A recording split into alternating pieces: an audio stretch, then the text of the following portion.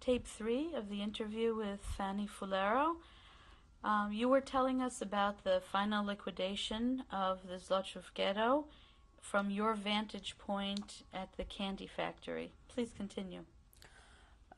After the liquidation of the ghetto, the candy factory still existed. Of course, the Germans would not, they kept him to the last, minute. So while I was in the candy factory, there were some very smart and intelligent people working there.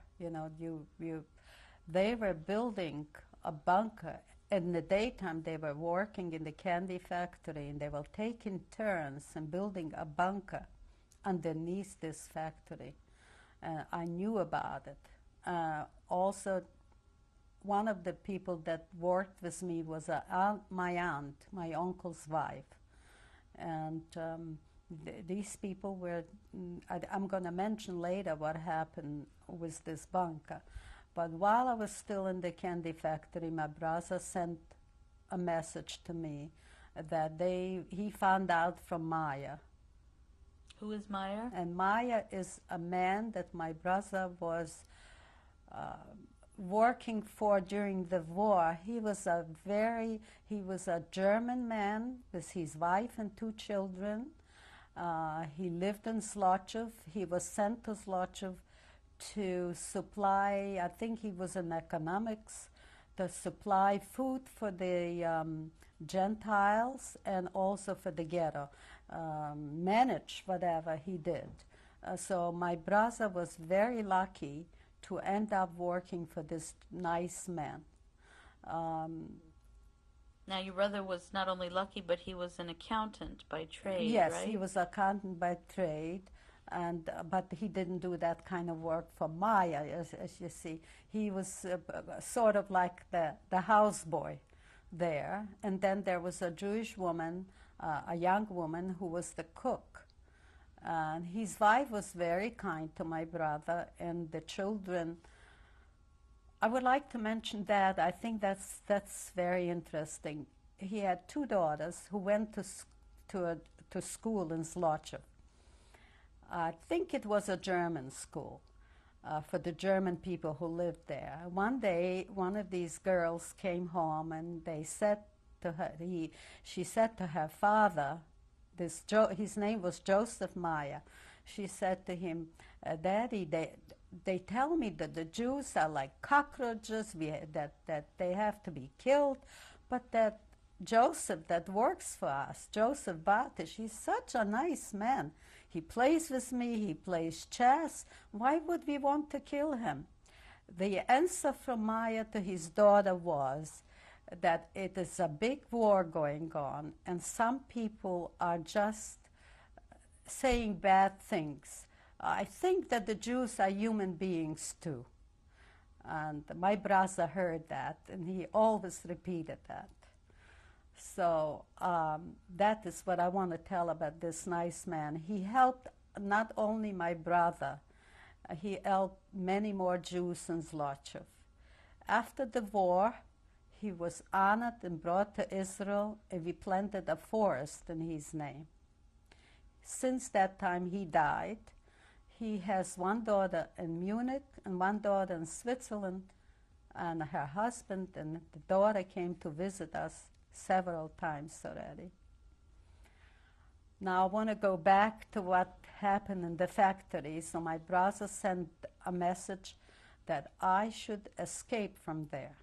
I should watch when the guard is not there, and I was very pale and run down.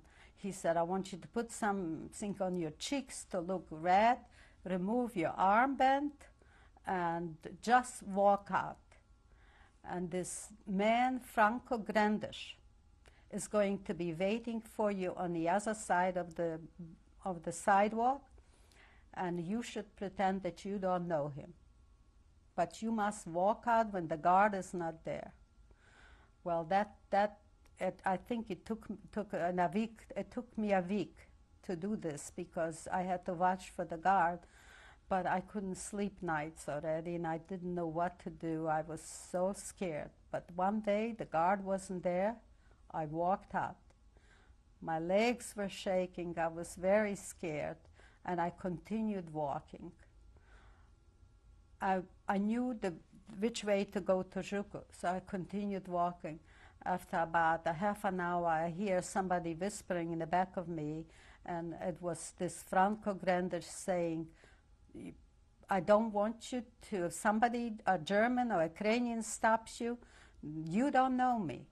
Because if you will know me, you will give out the rest of the people who are there. And at that time, I didn't know who was there. But it turned out that my sister-in-law was already there, and two other people. But that I will say later. Okay, I'm curious, how did this message come to you in the candy factory? This was by my brother knew this Jewish militiaman who he passed on the message to him, and he came to tell me that. And at that time, that he could get in through the ghetto side and talk to me. He didn't have to go through the front side. So that's what it was. So I walked out. Before you go on, did you know of any other people who had attempted to escape the ghetto? If they did, they were shot. I don't know of any that attempted to escape the ghetto. So a lot of them were hiding in bunkers. Some, I think two bunkers survived in there. But you want me to go back to this while I was walking. We walked 18 kilometers to Zhukov. And we arrived, it was dark, to the house. Later in the darkness, he walked with me. And when I came to the house, he was very afraid of the neighbors should not know that he is hiding Jews. So immediately he opened up an opening that was about that big, just as maybe, the size of that table. He opened it, removed it. It was camouflaged with straw and potatoes. He removed that, and he let me in this hall. I looked at that hall. They were just laying bodies there, 4 people. I was the 5th. They all looked so pale. It was very scary. And to celebrate my arrival, he let them light a candle. So there were a brother and a sister there named Moshe Rosen and Helen Rosen. And he brought the candle to my face and he said, you can take your ruche off your face. You don't need it in this hall. And he was kind of angry because I could still walk and move around, and he was already 1 year hiding. Who said this to you? This man by the name of Moshe Rosen. He'd been in the hole for a year. He was in the hole already for 1 year. Together with his sister? My sister-in-law was only a few months. But Moshe Rosen's sister was with him? Yes, Helen. Also for about a year? For about a year. I wanted to describe this hall. Was just enough for people to lay there. It was very low. We couldn't sit up. We couldn't lift our heads. And it was just dug out from dirt underneath the cows. There was spread some straw on the bottom of the ground, and we had a blanket to cover ourselves. It was very damp. When I came in, I could feel the dampness. It was wet. The conditions were awful, but we were laying there. What did it smell like? It smelled wet. It smelled like, I could see like water dripping down the walls. Especially the hall that he added for me was very wet still. Now these were bare earth, the bare walls? Bare earth. I can't describe how deep it was because I had to slide in. but there was not enough room to move around. So if all 5 of you were laying down, were you fit in there tightly? We were fit tightly next to each other. There was three like laying of us, my brother, my sister-in-law, myself, and then the 2 of them. So my brother wasn't there yet when I came. He came later. Okay, so now there are 4 of you, and who had prepared this hole? This gentleman by the name of Franco Grandish, he prepared this hole for us. Had he been asked to prepare a hiding place? He was approached by my brother and my sister-in-law. That at that time we didn't know he already has 2 people hiding there, but we knew he knew us for so many years, and we asked him, could he hide us, and he agreed.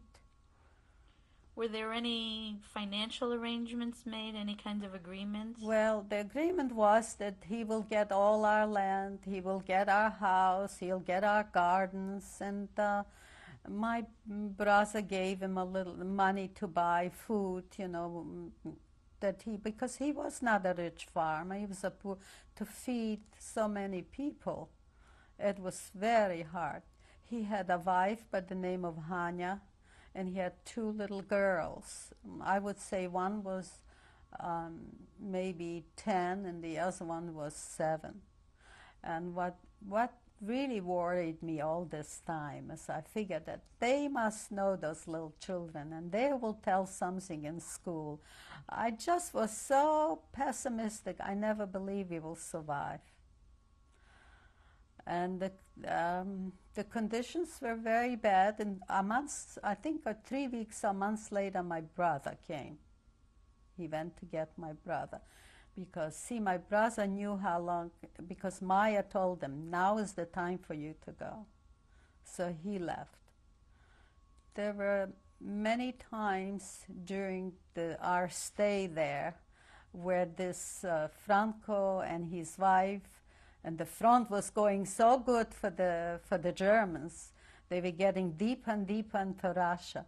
He was getting so depressed. He figured, what is he going to do with us? I mean, he's going to keep the Jews. What's he going to do? I mean, if the Germans are winning. So we would send him to Maya, and he would go to Zlochov to Maya and talk to him, and Maya would tell him, the war is going to end. You keep the Jews. You'll be the only one who was hiding Jews. You'll be parading, and they will parade you. So he came back in a much better mood. They used to give us once a day some food passed through this hall that we could survive, and we couldn't ask for anything more because he had 2 children to feed. So what sort of food did they pass to you? So they would give us potatoes, sometimes a soup, sometimes a piece of bread, whatever he had. Just enough, and they would give us some water. And that was just enough for us to survive. Of course, we were malnourished, and I got swollen. I swelled. Now, you couldn't move around in the hole. Did you ever leave the hole under cover of darkness? Never. So from the time you went in, no, you 14 stayed? months. When we got in, we thought we were going to be here 2-3 months, and the front, then we will be liberated. We ended up being there 14 months. So what time of year was it when you went into the hole? I think it was sometimes like the end of fall or something like that. We were there winter, and then we were there. No, I would say the beginning of fall. 14 months.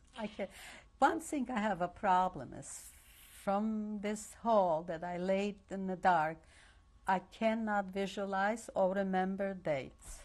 How could you tell how much time was passing?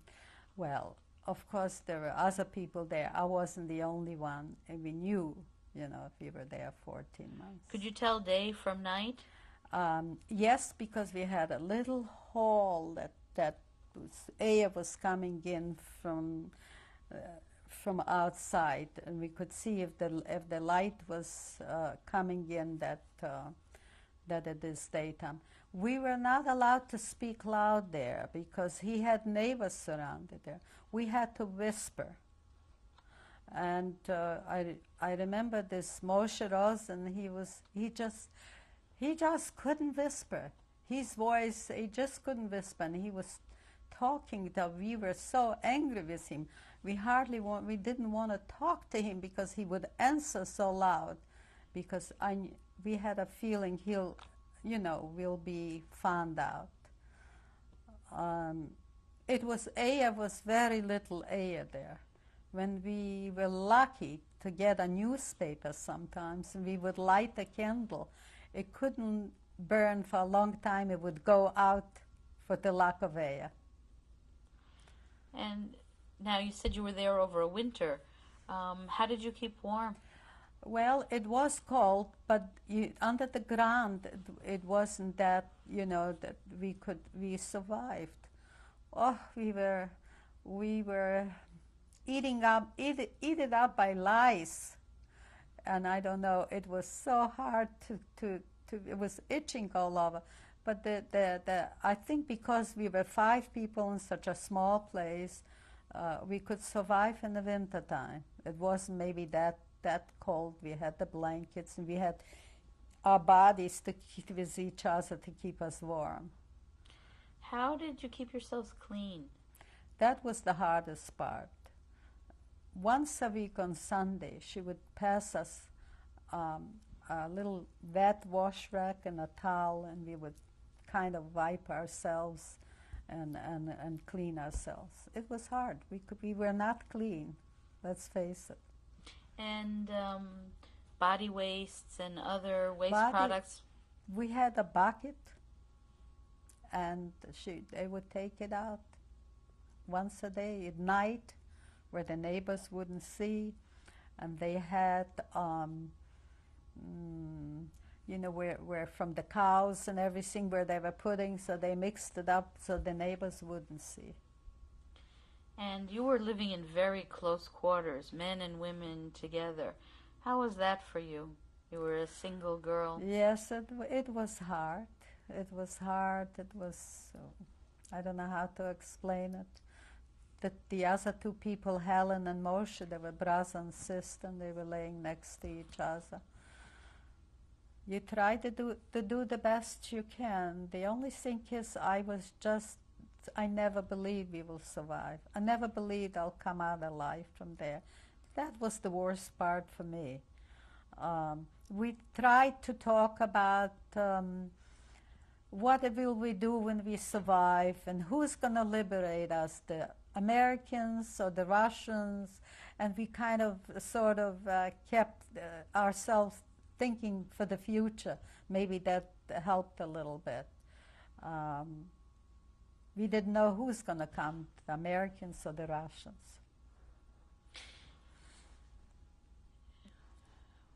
What do you think sustained you, kept you all going? For me, I would say it was always ringing in my ears, my mother's last words. She said, "You are young and you're going to survive, and somebody has to survive to tell the horrors what befell our people."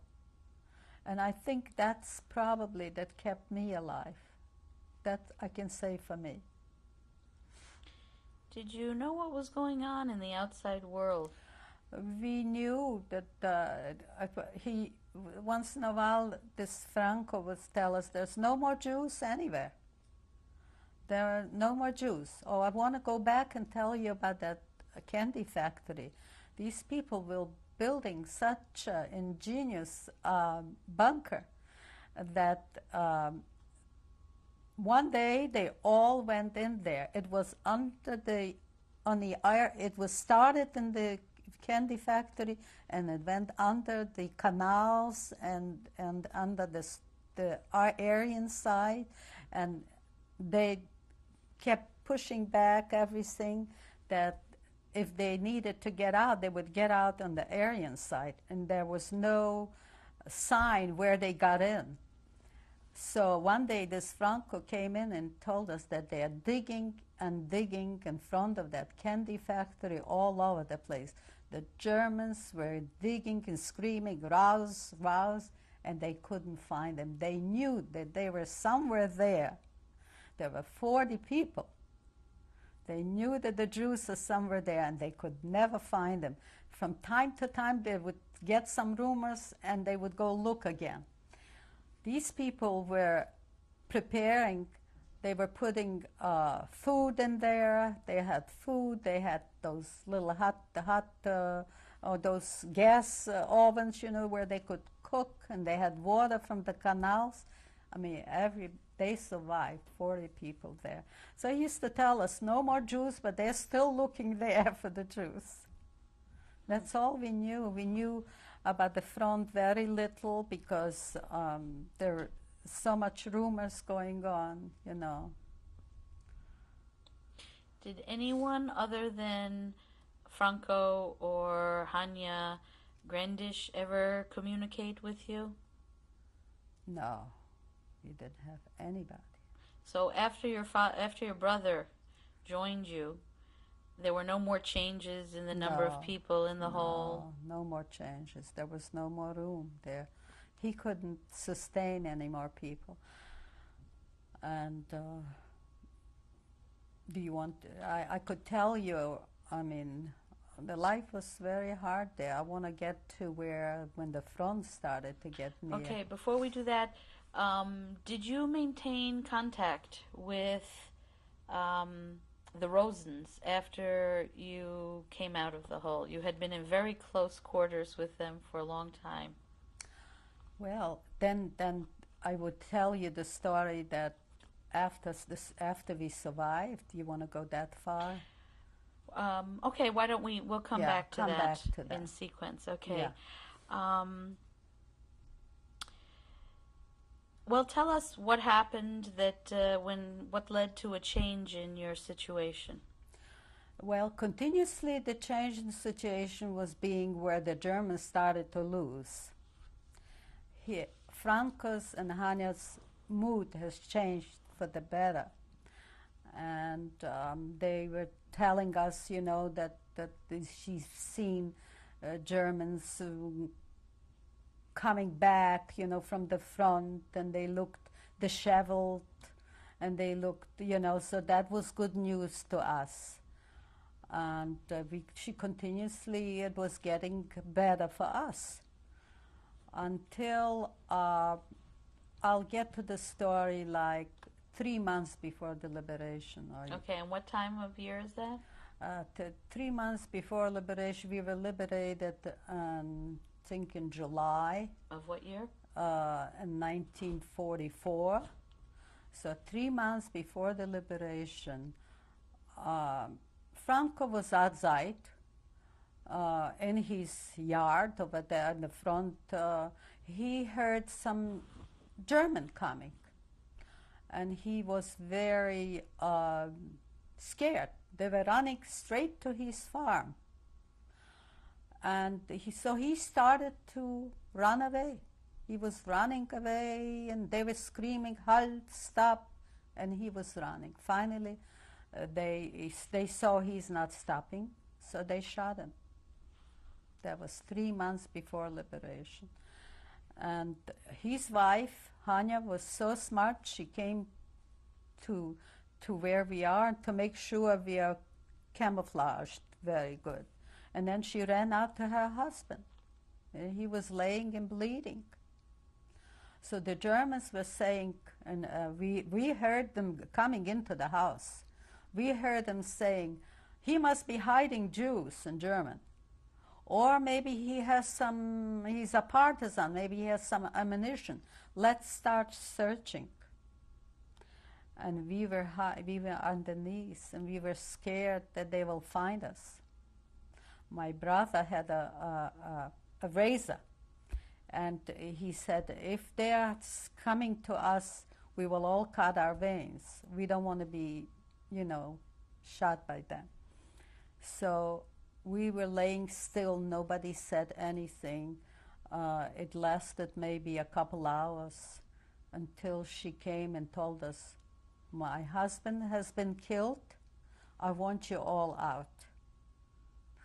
And we begged her, we cried, we begged her, we told her, please don't send us out. We can't walk, we are sick. Just cover us up and let us die here. So she did.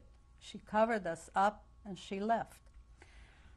It was though he was bleeding very much that Franco and the Germans figured, well, they looked all over the place, they didn't find anything, they figured he must be innocent. So they took him on a truck to Zlochov and they took him in the hospital. He was laying in the hospital for a few days. He was burning up in fever. His wife came back. She went along with them, and she came back and she said, my husband is burning up in fever. He's talking the Jews, I gotta go hide the Jews. And there was like a big hospital, people were laying right next to him, and she said, he's gonna give you all out, you must leave.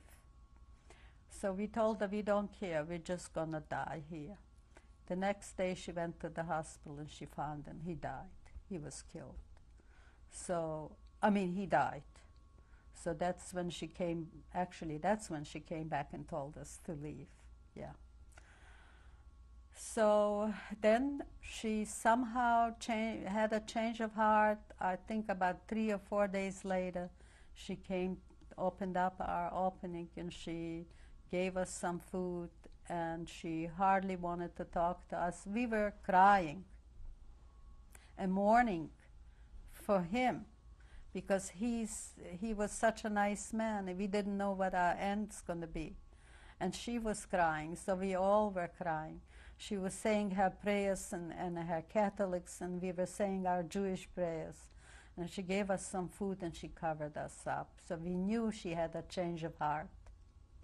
That eventually that we knew the front is getting near. At that time I became a little more optimistic. We're going to pause now to change the good. tapes. I need to get